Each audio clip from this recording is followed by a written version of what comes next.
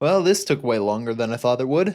Welcome back. If you haven't seen part 1 of this journey, I suggest you do so. If you want just a quick recap, this world is out to kill us, and this is part 2 of my 4-part journey to beat this world on hardcore. We've just entered hard mode, and we've just defeated the wall of flesh by the skin of our teeth, and we have moved on to the new struggles that hard mode is going to bring us, not the least of which are new enemies, new bosses, and the fact that all of the gear we spent hours grinding for amounts to absolutely fucking nothing in the grand scheme of things. Also, if you forgot, I had COVID when this was recorded, but you know what, don't worry about it. Our goal is to finally take on the Moon Lord in this world where every block, enemy, and super interesting game mechanic wants us dead. And it all starts with us opening our treasure bag from the Wall of Flesh. We get ourselves the Demon Heart, a Clockwork Assault Rifle, and a Ranger emblem. We get to work immediately using an Altar Exterminator to blow some shit up, dying, and then refreshing the world to get some ores. We only work our way through the 3 tiers for pickaxes because holy shit, the obsidian armor is not cutting it for defense. We need a new set of armor if we're going to keep hard mode grinding. Even if I don't believe it'll be the set that we'll use for the upcoming bosses, this set will suffice as a good enough set to have for grinding. As much as I hate them, we need to grind up some spiders into dust and collect their fangs. We want to assemble spider fangs together to make my actual worst fucking nightmare of an armor set, spider armor. More defense, more minion damage, and a new staff to go along with it. We spend about 20 minutes grinding out spiders, which is honestly not as long as I thought it would take. But this world is, well, I'm not going to say blessed, but more accurately cursed with spider caves than the average world. It's at this point that I'd love to introduce you to the newest and most annoying hurdle this world will throw at us. Faster than a speeding jungle turtle, more powerful than a boulder, and able to leap through walls without suffocating, it's the Jungle Mimic. Night and day, the Jungle Mimic watches over the jungle, fighting for insanity, injustice, and all that is annoying and grindy. Yeah, so I fucking hate jungle mimics. They're incredibly common, and they're about as annoying as you can imagine to fight in a tight, compact space like Terraria's caves. Not to mention that their favorite thing to do is barf up as many fucking blocks as can be barfed up, and then essentially drop fucking nothing when they're killed. Right now, my best weapon is the Spinal Tap, making them essentially impossible to kill. Nevertheless, we press on, mostly because I need some mimic loot. We get a few mimics on us, and thankfully the Spinal Tap makes it quite a bit easier to take them out. A little while later, we can make a Power Glove and a Star Veil, 2 very necessary accessories to take out our next objective, Queen Motherfucking Slime. Fucking jungle mimic, I swear to God. We make it over to the left side of our world, which, thank God, is the side that was hit with the Hollow Beam. We can actually create some NPC housing in the Shimmer biome and a pylon. It's a beautiful fucking day. Something went right for us. Let's fucking go! We were blessed with a hollowed key as well, which is cool, but I honestly have no point to use it, let's be real. We shimmer our emblem into a summoner emblem and head off to grind up some ores. We also nab a couple Queen Slime summons as we want to test out some of our cool new armor. We head down and summon up a Queen Slime. I don't have any faith this will go well, but I need to find out what I'm dealing with. It doesn't actually seem like she has any special boss quirks in this seed, or they're all reserved for phase 2. We die. That's not really shocking, I just figured I'd toss it in there. I figure that maybe we have a better shot in the Skeletron arena, as it makes her attacks easier to dodge and we can stick her in the walls for phase 2 sometimes. To my surprise, it actually does work out better. We actually make it to phase 2, but honestly, I still can't find her boss quirk. We die again, obviously, but in my mind, maybe with enough skill I can beat her. Oh, you sweet, sweet idiot. We need a new weapon. Something that's gonna take out the queen. Something that's going to fulfill every fantasy that the Queen Slime and I share. Something to whip her into shape. Something cool. Yeah, that's right. It's Cool Whip time. It's time to get an ice golem and fuck his shit up. We aren't at all afraid of him. That's why we're in this little tin box. We're so unafraid. Brave even. We get both a core and a feather so that we can make some sweet wings too. We need a wyvern for that is the only problem, and I'm honestly not sure if they still spawn on the surface since this world is weird. There is a meteor on the surface. That might be handy later. It won't. While we wait, here's the Cool Whip. We got a few souls to make it, and on the first craft we got legendary. We are killing it right now, and this will all be so worth it, trust me. We hang out on the surface for a little while and summon a queen bee on accident. Great work, man, great job. There's one, that's the guy we were looking for.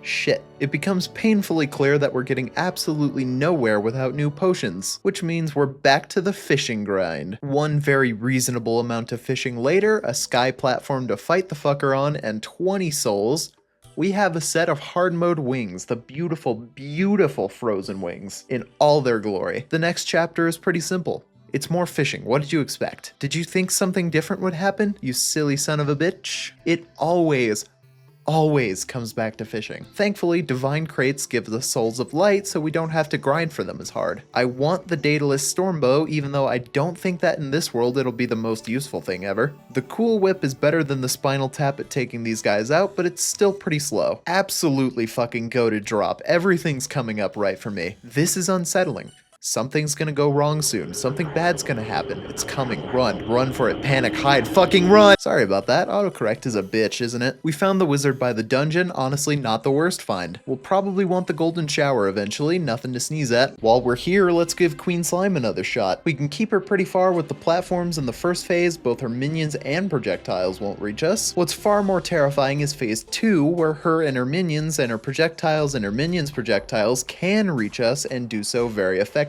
Try after try after try, it's just not working. One thing has become painfully clear to me. Oh wait, hold that thought. We got pirates. Pirates! We hide in a funny box at the bottom of the world and deal with them the only way I really know how. Hold down right click and pray that the captain is nice to me. And oh, was he nice to me. For the first time, I think genuinely ever, we are blessed with a pirate staff. And then we're instantly smited out of the air by a parrot, but cool pirate staff. Worthwhile trade-off, I'd say. Well, maybe. I'm not actually sure. We spend a little bit of time making a box to try and take out the Dread Nautilus in. If we get the Sanguine Staff, then that's a free ticket to Plantera, but how shocked would you be if I told you that we didn't get it? I mean, really, think about it. We try for about an hour before that thing becomes painfully clear to me again. Summoner just isn't gonna cut it. I need range. I can't just stand here and get shot by projectiles in this world with 38 defense. It just won't work. We give Queen Slime one last try for the blade staff, but nothing. We head back home defeated and make some mech boss summons. I figure maybe, just maybe, I can give the destroyer a shot. If we can get him and some better armor, then maybe I can make it work. But I discover something. Yeah, they're all part of a set, so I assume they're all part of the same set. Akram's Razor. Akram's Razor. Is it Akram? My first thought, logically, is that it's Akram. It's his razor, he uses it to shave, it's Akram. New boss, funny world, maybe he got a retrain and was tossed in place of the mechs. Why not? I've fought Akram before, so what the hell? I'm even a little excited, so we take it to hell and make the worst mistake of my life. Why would it be crafted out of the 3 mechanical bosses if it was Akram, though, I guess?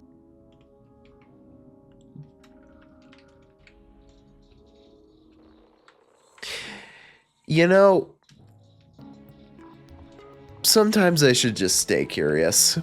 Wait, does it have boobs? So, Mechdusa. All 3 mech bosses put together. We've got the Skeletron Prime head leading them off, we got the Destroyer and the Worm body, the twins playing the role of eyes, and 2 fat fucking jugs to top it all off. We are no longer fighting 3 mech bosses. We are fighting 1 mech boss. The queen of the Zenith Seed, Mechdusa. It's all 3 of them put together. We must take them all out at once, and boy am I unprepared. But one thing remains pretty clear.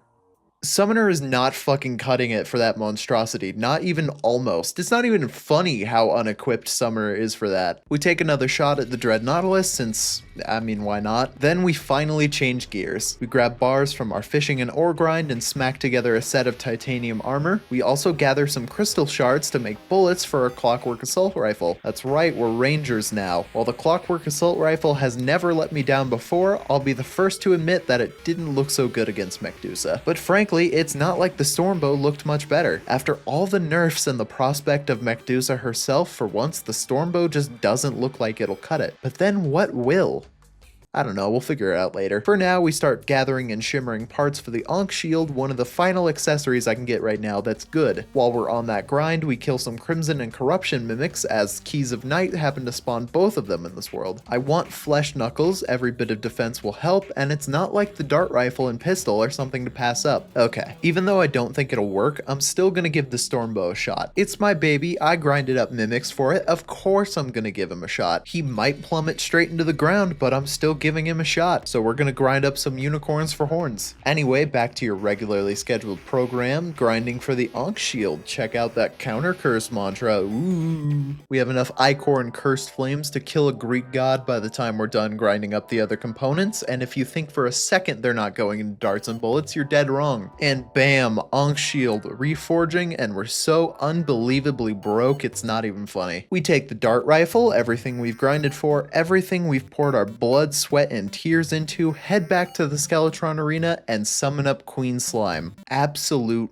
fucking bliss. We fucking did it. We finally fucking killed a boss. We did it. Cursed darts fucking shred. They hit hard as hell and leave behind plenty of gangrenous projectiles to inflict disease on our enemies. Just for good measure, we fight her a couple more times to get her cooler drops. With my faith in this world wrongfully restored, we can move on to the much larger, much more frightening, yet only slightly less jiggly battle with Medusa. We craft up a few summons, do some final prep and potion gathering, and give this a shot. Now, I'd like to introduce you to a man, William of Ockham. There's a principle in philosophy called Occam's razor, which has many meanings. The interpretation that's important here is the gross oversimplification of the principle, entities must not be multiplied beyond necessity. This principle was borrowed and applied to Medusa as hinted in the name of the summoning item, Occam's razor. Instead of 3 mechanical entities, we have 1. Whoever this man is, William of Ockham, is a lying sack of shit because these fuckers are so much easier to take out when I separate them. On my first shot, we get the twins to despawn and end up taking out both the Destroyer and Skeletron Prime. Now, while this is super nice and all, we're essentially fighting Red's hate boner of a world fueled by a philosophical dick from the 1300s, all in the form of a mechanical death machine with a fat rack, meaning that taking out 2 of them isn't enough for jack shit. It amounts to a few hollowed bars and the knowledge that I must take out all 3 of them at once. We try again with Crystal Assassin armor. Entities must not be multiplied beyond necessity. We try again. Entities must not be multiplied beyond necessity. We try again. Entities must not be multiplied beyond necessity. Okay, so that's clearly not working. In all of that, at some point, a Destroyer died a second time, which does give us enough bars for a full set of hollowed armor. Maybe that's the key? Entities must not be multiplied beyond necessity. Okay, it's very clear what the problem is at this point. The arena is decent in some situations and absolutely abhorrent in others. For example, the large size is great for running away from her, but the sudden turnarounds get us stuck quite a bit. I do have a concept of a solution, but I can't say I'm entirely confident it'll work. The idea involves teleporters. Since I don't really feel like hollowing out an entire medium-sized underworld, which I may as well have, I decide that throwing down some teleporters from the bottom to the top of the world are ideal. We toss those down, wire them up, and run a couple tests. To my shock, it actually seems to work. So what the hell, let's summon up Medusa again. The first plan is to run back and forth with our mount, taking out the Destroyer while keeping the eyes in sight as much as possible. Even letting them leave the screen for just a couple of seconds could be enough to despawn them. The Destroyer goes down relatively quickly, and for the first time, we're left with both the twins and Skeletron Prime to worry about, and shockingly, to my absolute fucking delight, they go down and Medusa is fucking gone. She's gone. She's gone! We crack open some goodie bags and notice a sweet fucking weapon has dropped. Waffles Iron from my baby boy Waffle Time. I love that guy. Dude. You ruined the moment. Third wheel looking ass? Fine, whatever. I needed a nap anyway. I didn't want to hang out with Waffle Time anyway. It's fine. I'm fine with it. We wake up at 4 p.m. with halitosis, a pounding headache, and 18 missed calls from our boss who wanted us to come in today, but we slept through our shift. Lucky for me, chlorophyte has been spreading for a while, so after a quick pickaxe axe, getting a shot bow and a ton of bullets wasn't too difficult. Plus, you know, new tools and all that. Every single time I'm killed by a jungle mimic, I remember I could be doing literally anything else with my time, but instead I'm fighting chests with tongues that can Well, maybe actually it's not so bad. There's a Plantera bulb right next to my snow pylon because, well, I'm not really sure why, honestly. It's pretty far from my proper jungle biome. I'm not sure I'll get to use it for anything. In any case, we start up a Plantera arena, and I made it pretty big because I think I'm gonna need all the space I can get. Every boss in this world has a funny quirk, and frankly, I would fight her in my hell arena if I could. But this is just gonna have to do. I don't have much of a choice. I also spent some time building up a quick mushroom biome in space because truffle. We collect glowing mushrooms. Because truffle, we mine extra chlorophyte. Because truffle, we make a set of chlorophyte armor.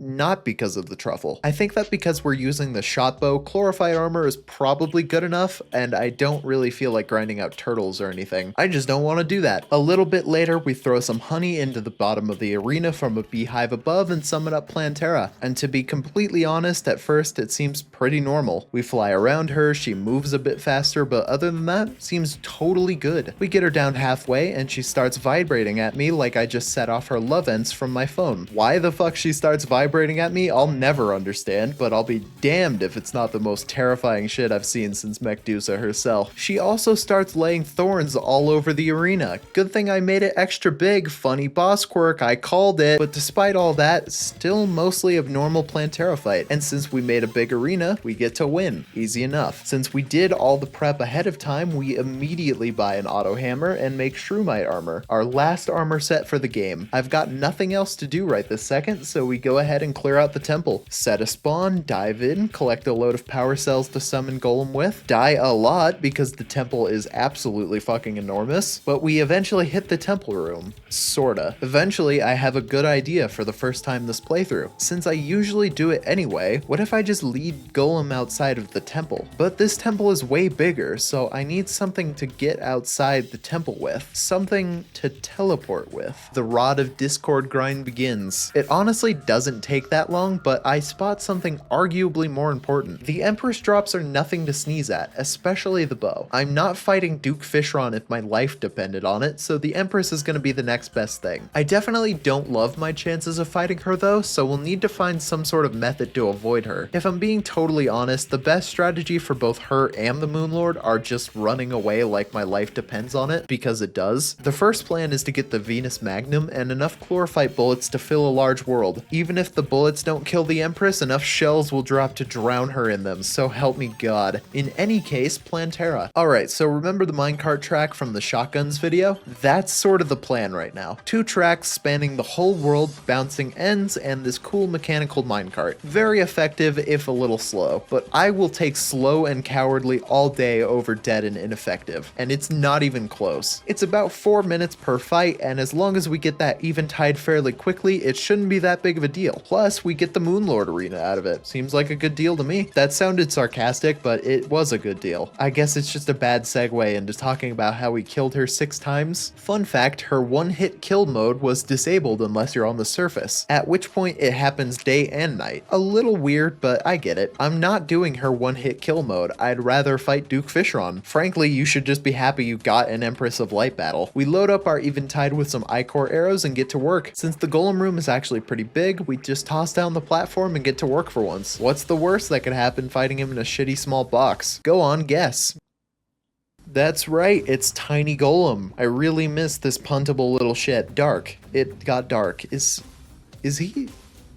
He's eating my torches. He's eating my torches. I'm just so exhausted, man. I'm so tired of this. Alright, fine. Fuck it. Why do I ever try anything different? We convert the old Brain of Cthulhu arena into one suitable enough to fight Golem's torch-eating ass and put down enough campfires to light the place up. Every single bit of admittedly lackluster annoyance I feel at this playthrough is going straight to Golem in the form of a rainbow arrow. We summon him up again, teleport out, and now that we have the room to move around, the fight's back to being an absolute cakewalk. And so we kill him. We kill him no less than 18 times, and crack open all the bags for every drop and penny we can shake out of him. And with that, we're in the endgame. We have the Cultist, the Pillars, and the Moonlord left. I'd imagine we've got to step up our accessory game. We're a little outdated at this point, and and the dungeon is definitely calling for us. The destroyer emblem's the first up, followed quickly by a visit to the dungeon. I'm not even sure what we want, I just know that we want some good stuff. This is gonna be a long process. Rocket launcher, black belt, tabby, quick solar eclipse interruption. It wasn't quick, nor was it fun. Nor did I get a single drop from it. Sniper rifle, shadow beam staff. Okay, fuck it, maybe we just skip past this. So we got a hero shield, a ninja gear, and a sniper scope. Pretty sick. Once the reforging is done, we hit up the lunatic cultist. Shockingly, he's as unchanged as ever. I don't know what he did to get Red to hate him, but man does Red just neglect the cultist. Poor cultist, man, so unloved. No friends, no loot, no fun, just these dancing little guys. I don't even think he got changed or got a quirk. He went down first try just as easy.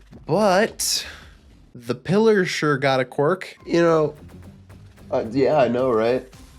Yeah, I'm thinking the same thing. I feel like these are usually above ground.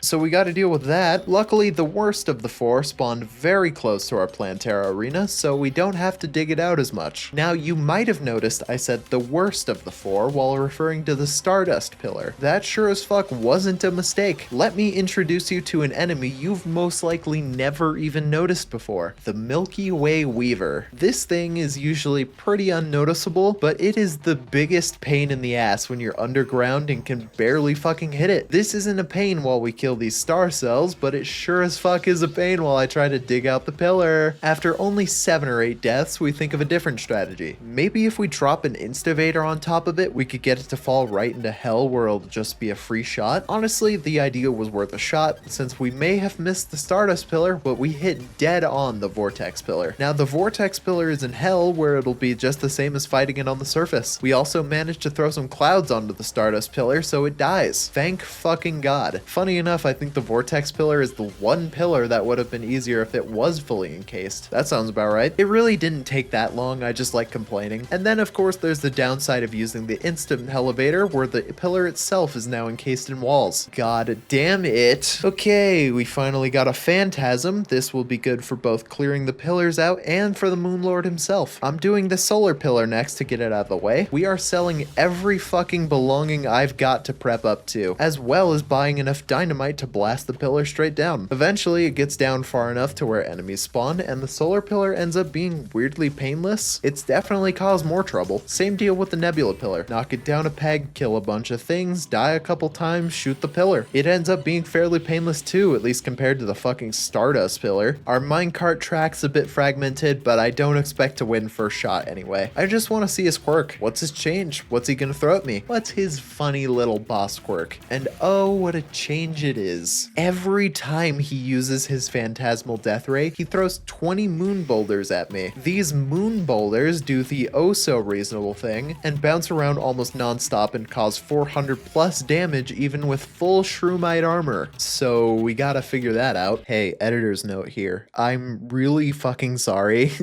I'm so sorry, but for some reason OBS moved the game off center. I don't know what happened, but I guess my OBS settings must have changed and it's off center and cut off, and I hate it, but I'm not doing the Moonlord fight again. I'm going to casually assume they act like bouncy boulders and get trapped in blocks real easy, since that seems to be the case as they bounce off the ceiling. It's time to refine a nurse box and build a minecart track that'll work out for us. First, we gotta build the spawn point. Secondly, we wire up 2 teleporters to the left and the right of the minecart track. We'll swap which way we take off, and every time he releases bouncy moon rocks at us, we'll teleport back to the nurse, both to heal and to avoid the rocks. When we teleport back to the tracks, we've got booster tracks going to get us to speed incredibly fast. When everything's ready, it's time to finally give this a shot. It works, but god, it's so fucking slow with the phantasm, it's not even funny. We also need to teleport every single time he does the boulders, whether we need to heal or not. It's way too difficult to dodge the boulders, so it's best not to deal with them at all. We swap out our phantasm for the vortex beater, get our last sigil, and get to work. If this fails, we have no choice but to do it all over again. All the pillars, the work, the time we put in, we have to do it all again. And I'd rather not, so instead, we play good.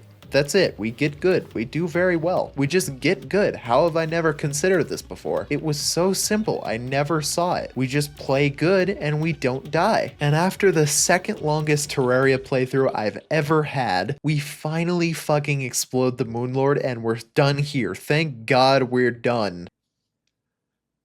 Somehow, I'm still not deterred from doing this in hardcore, I just think it'll be a little bit before I start attempts. Since the poll from the last video ended up being incredibly one-sided, I'll stream the attempts here for YouTube. Look forward to that and some other stuff soon. For now, I'm going to take a nap. Like, comment, subscribe, all that good stuff. Thank you so much for watching and have a good night, everybody.